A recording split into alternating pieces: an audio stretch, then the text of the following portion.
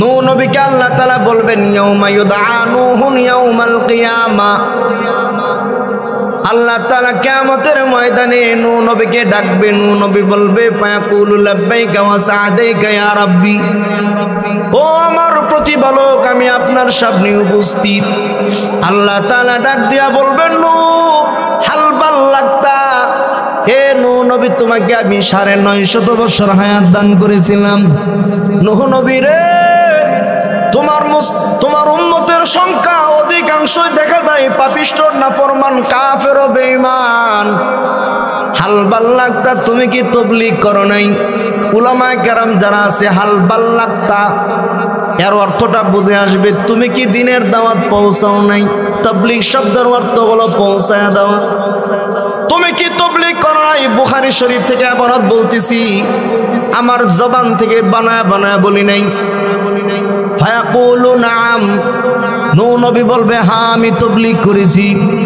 আল্লাহ তাআলা এই বিষয়টাকে সত্যায়ন করার জন্য নূহ নবীর উম্মত হলো 2 ভাগে বিভক্ত। 40 জন পুরুষ এবং 40 জন মহিলা হলো মুসলমান, আর লক্ষ লক্ষ মানুষ হলো কাফের ও বেঈমান। আল্লাহ তাআলা বেঈমানদেরকে ডাক দিয়া বলবেন হাল বাল্লাগাকুম, ও কাফেরের দলেরা তোমাদের কাছে নূহ নবী কি দ্বীনের দাওয়াত পৌঁছাই নাই? নূহ নবী কি তাবলীগ করে নাই? কাফেররা বলবে ফায়াকুলুনা মা আতানা মিন নাযীর, আয় আল্লাহ আমাদের কাছে কোনো ভয় প্রদর্শনকারী নবী রাসূলগণ আসে নাই। নাউজুবিল্লাহ পড়েন।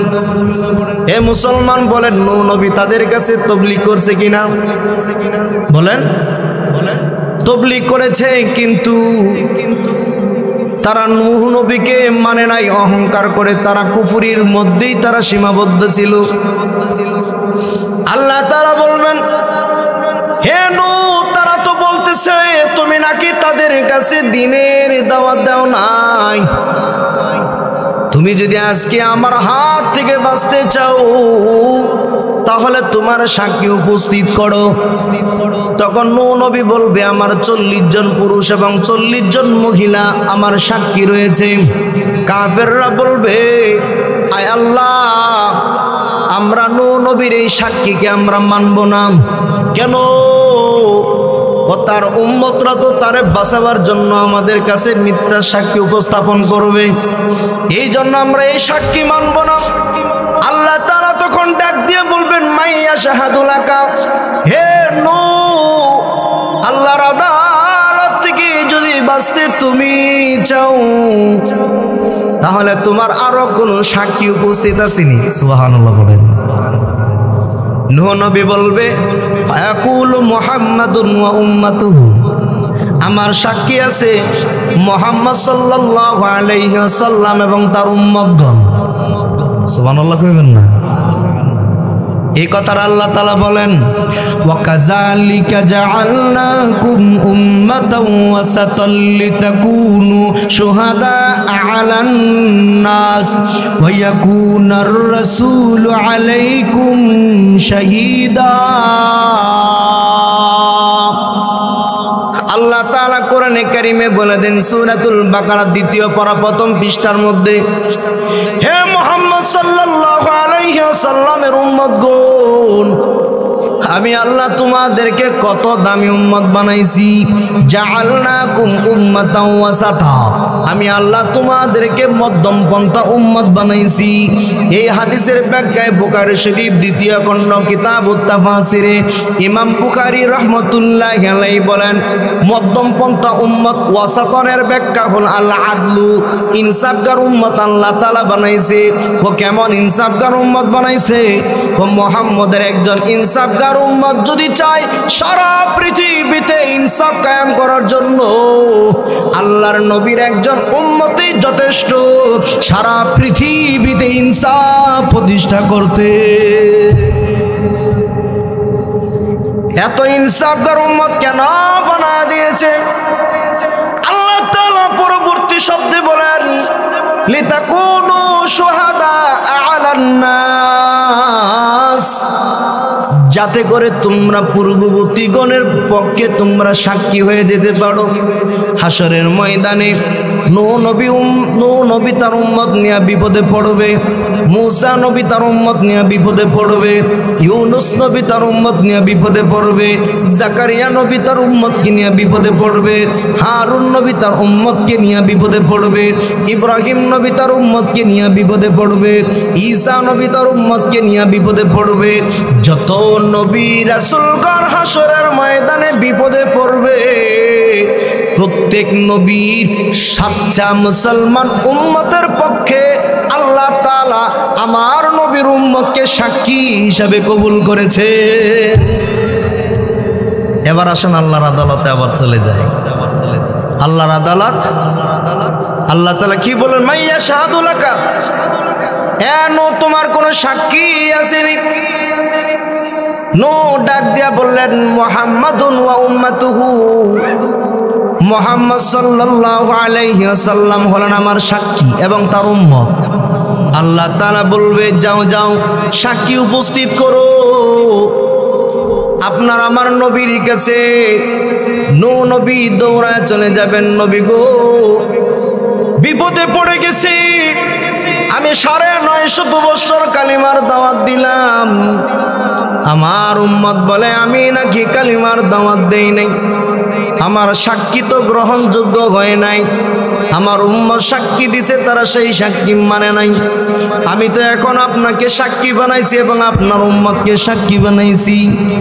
নবী গো দয়া করে আপনি আমার জন্য সাক্ষীর ব্যবস্থা করুন। আপনার আমার নবী বলবেন, ও তোমার কোনো টেনশন নাই, তোমার কোনো পেরেশান নাই, শুধু তুমিও না, যত নবী রাসূলগণ আজকে হাসরের ময়দানে বিপদে পড়বে তার উম্মতের পক্ষে আমার উম্মতরাই যাবে সাক্ষী দেওয়ার জন্য।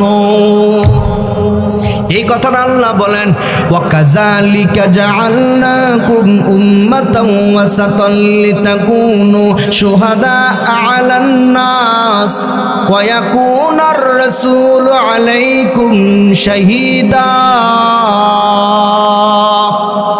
আল্লাহ তাআলা বলেন, হে মুহাম্মদ সাল্লাল্লাহু আলাইহি ওয়াসাল্লামের উম্মতেরা, আমি আল্লাহ তোমাদেরকে মধ্যম পন্থা উম্মত বানাইছি।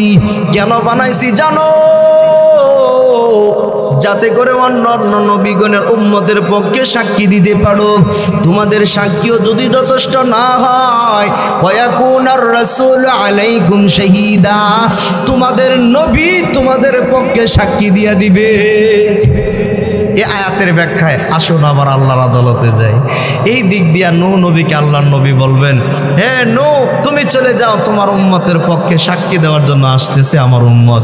এই দিক দিয়ে হযরত আবু বকর সিদ্দিক রাদিয়াল্লাহু তাআলা আনহুকে আল্লাহর আদালতে পাঠিয়ে দিবেন। আল্লাহ তাআলার দরবারে যখন সাক্ষী দিবেন, কাফেররা বলবে এই সাক্ষী আমরা মানি না। কেন মানো না? আবু বকর তো আমাদের জামানায় ছিল না, এই জন্য সাক্ষী মানি না। এখন পড়ছিনি বিপদে। আল্লাহ বলবে তুমি তো ছিলে না, তাহলে কিভাবে সাক্ষী দিলে?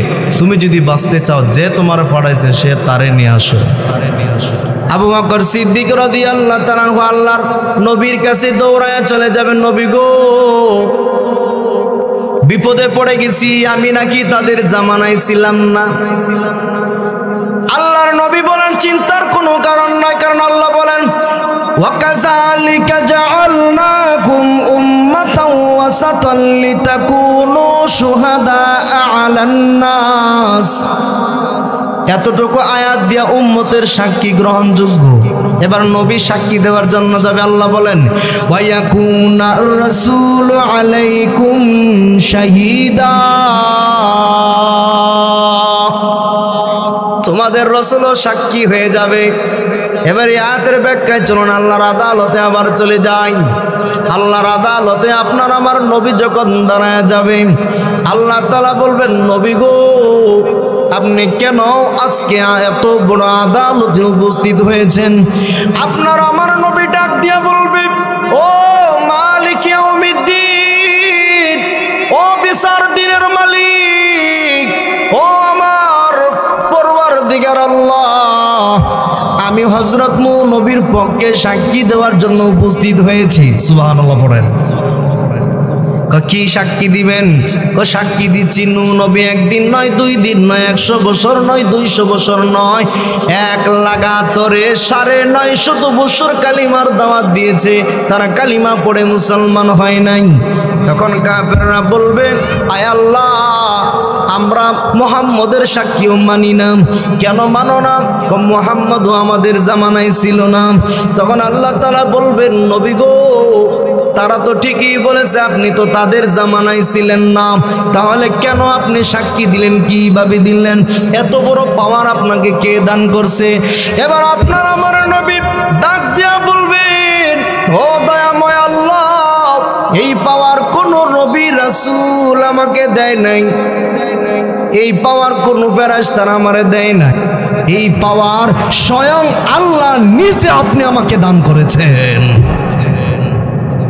আল্লাহ বলবেন, আমি দান করেছি কিভাবে বলেন? আমি যখন দুনিয়াতে ছিলাম 40 বছর পার হওয়ার পর নবুয়ত কে দান করছে? আল্লাহ তাআলা বলবেন, আমি দান করেছি। 23 বছর হায়াত পেয়েছি, 23 বছরে 30 পারা কোরআন কে নাজিল করেছে? আল্লাহ বলবেন, আমি নাজিল করেছি। তখন নবী বলবেন, 30 পারা কোরআনের মধ্যে 114টি সূরা কে নাজিল করেছে? আল্লাহ বলবেন, আমি নাজিল করেছি। নবী তখন বলবেন, 114টি সূরার মধ্যে সূরাতুন নূহ কে নাজিল করেছে? আল্লাহ তাআলা বলবেন, নূহ নবীর নামে সূরা আমি আল্লাহ নাজিল করেছি। নবী বলবেন, আপনি যদি সূরাতুন নূহ নাজিল করে থাকেন, সূরাতুন নূহ থেকে আমি সাক্ষী দিচ্ছি, কোরআনে কারিমে আপনি জানায় দিয়েছেন নূহ নবী তাদের কাছে কালিমার দাওয়াত দিয়েছে, তারা কালিমা পড়ে মুসলমান হয় নাই।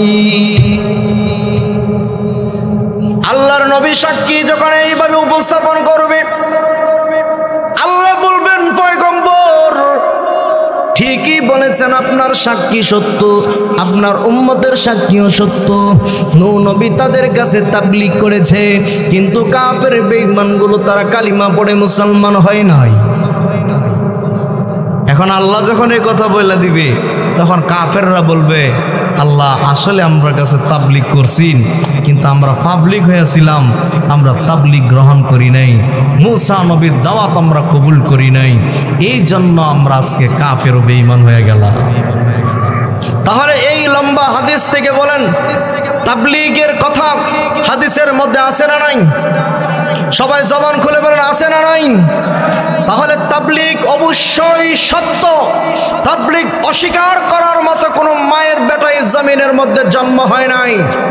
এই জন্য মুসলমান সাধারণ মানুষদের জন্য 2টা মাদ্রাসা, সাধারণ মানুষের জন্য একটা মাদ্রাসা খোলা আছে, সেই মাদ্রাসা হলো দাওয়াতুত তাবলীগী মাদ্রাসা।